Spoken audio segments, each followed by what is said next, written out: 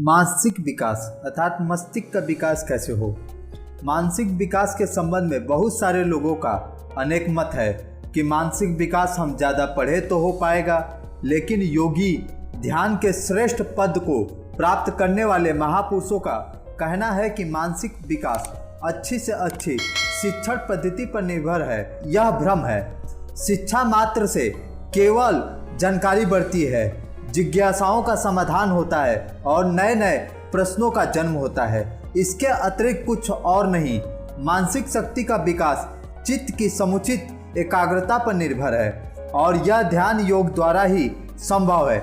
किसी बलिष्ठ मस्तिष्क की विद्युत शक्ति का प्रवाह यदि दुर्बल मस्तिष्क की ओर प्रवाहित होने लग जाए तो उसके प्रभाव से भी भारी परिवर्तन हो सकता है। किसी महापुरुष या संत महात्मा का सिर पर आशीर्वाद स्वरूप अपना हाथ रखना इसी तथ्य की ओर संकेत करता है। सिर पर हाथ का स्पर्श होते ही उसके शक्तिशाली और बलिष्ठ मस्तिष्क की विद्युत शक्ति प्रवाहित हो उठती है, जिससे दुर्बल मस्तिष्क की भारी परिवर्तन की संभावना है।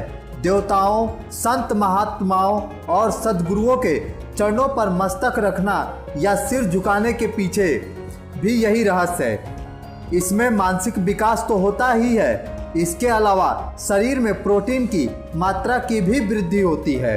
मस्तिष्क पोषण और उसके विकास के लिए सुविकसित चेतना संपन्न मानसिक दार्शनिक और साधकों का सानिध्य भी अत्यंत उपयोगी है। उसकी प्रबल प्राण शक्ति लोगों का प्राण भी दुर्बल मन मस्तिष्क को बदलने में सहायक सिद्ध होता है। फ्रांस के डॉक्टर जोजे ने अपने प्रयोगों में यह सिद्ध कर दिया है कि मस्तिष्क में बाहर से विद्युत शक्ति पहुंचा कर उसके केंद्रों को उद्दीप्त और प्रसुप्त किया जा सकता है और उसके अनुसार प्राणी को इच्छित कार्य कराने और आज्ञा पालन के लिए विवश भी किया जा सकता है। डॉक्टर जोजे ने अपने प्रयोगों की सार्वजनिक प्रदर्शनी करके दार्शनिकों और आश्चर्यचकित कर दिया है। डॉक्टर जोजे ने अपने प्रयोगों की सार्वजनिक प्रदर्शनी करके दर्शकों को आश्चर्यचकित कर दिया था कि उनके हाथ में एक विद्युत संचालक था और कुछ लोगों की खोपड़ियों में एक विशेष स्थान पर इलेक्ट्रोड लगाए गए थे। इस प्रकार यंत्र और प्राणियों के बीच रेडियो संपर्क स्थापित हुआ। प्रेरित सूचनाओं के अनुसार प्राणी ऐसे काम करने लगे जो उनकी सामान्य प्रवृत्ति के विपरीत था। योगीगण इसी कार्य को अपनी प्रखर प्राण शक्ति और विचार शक्ति के सम्मिश्रण से करते हैं। इनमें किसी भी प्रकार के बाहरी उपकरण की आवश्यकता नहीं है। सब अदृश्य रूप से होता है और स्थायी रूप से होता है। किसी को कुछ पता भी नहीं चलता। इसी कर्ण प्रयाग में ही एक ऐसी योगी निवास करती हैं जो अपनी प्रबल प्राण शक्ति और विचार शक्ति के द्वारा हजारों मील दूर स्थित किसी भी व्यक्ति के विचारों और भावों को तत्काल अपने अनुरूप परिवर्तित कर सकने में सामर्थ है। अब आप यह जान लीजिए कि वैज्ञानिकों ने अपने विशेष उपकरणों की सहायता से मनुष्य की इच्छा शक्ति नियंत्रित कर उसे अपने अनुरूप सोचने, समझने और कार्य करवाने की दिशा में सफलता अवश्य प्राप्त कर ली है, लेकिन योग और तंत्र की शक्तियों के सामने उनकी यह सफलता नागण्य ही समझी जाएगी।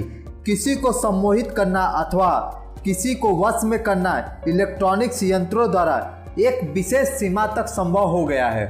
वह सीमा यह है कि जब तक वैज्ञानिक प्रयोग चलता रहता है तब तक उसके प्रभाव से व्यक्ति सम्मोहित और वशीभूत होकर अनुशासन अथवा आदेश का पालन करता रहता है। प्रयोगों की जकड़ ढीली होने पर वह पुनः अपनी पूर्व स्थिति में वापस लौट जाता है और अभ्यस्त स्तर का आचरण करने लगता है।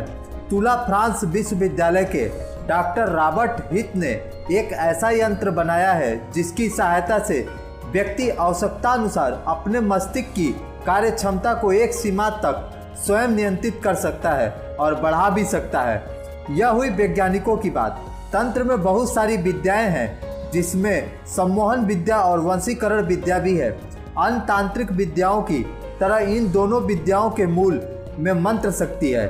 साधक की प्राण शक्ति और मन शक्ति मंत्र शक्ति के साथ संयुक्त होकर संबंधित कोशिकाओं पर अपना प्रभाव डालती है, जिसके परिणाम स्वरूप व्यक्ति सम्मोहित अथवा वशीभूत होकर साधक की इच्छा अनुसार कार्य करता है। जब साधक प्राण बल को विकसित कर लेता है तो वह धीरे धीरे अपने मानसिक विकास कर लेता है। भारत में ऐसे कई सन्यासी हुए हैं जो अपने मस्तिष्क का विकास के साथ साथ वह पूरी तरह उसके अनेक रहस्यों को जान पाए, और यह संभव सिर्फ ध्यान से ही होता है। ध्यान के द्वारा मन एकाग्र होता है और मन एकाग्र होने पर मस्तिष्क की विकास शुरू हो जाता है। तो यह है मानसिक विकास करने का रहस्य। आपने वैज्ञानिकों की और हमारे संत महापुरुषों की दोनों शैलियों को जाना, जबकि वैज्ञानिकों की मानसिक विकास करने की एक सीमाबद्ध है, लेकिन संत महात्माओं की मानसिक विकास करने की कोई सीमा नहीं है। चाहे व्यक्ति कितना ही मील दूर हो, उसको अपने प्राण और ऊर्जा के बल से उसको मानसिक विकास किया जा सकता है। इसलिए आप सभी अपने मन की विकास अर्थात मस्तिष्क के विकास करने के लिए ध्यान करें, उस सनातनी ध्यान की तरफ बढ़े जिससे हमारे ऋषि मुनियों ने अपने मन अर्थात अपने मस्तिष्क का विकास किया। तो अगर आपने अभी तक हमारे आध्यात्मिक फैक्ट चैनल को सब्सक्राइब नहीं किया है तो प्लीज चैनल को सब्सक्राइब करें और बेल आइकन के बटन को अवश्य दबाएं, ताकि हम आपके समक्ष ऐसे ही कुछ आध्यात्मिक रहस्य अर्थात आध्यात्मिक विचारों के रहस्य को लेकर आ सके।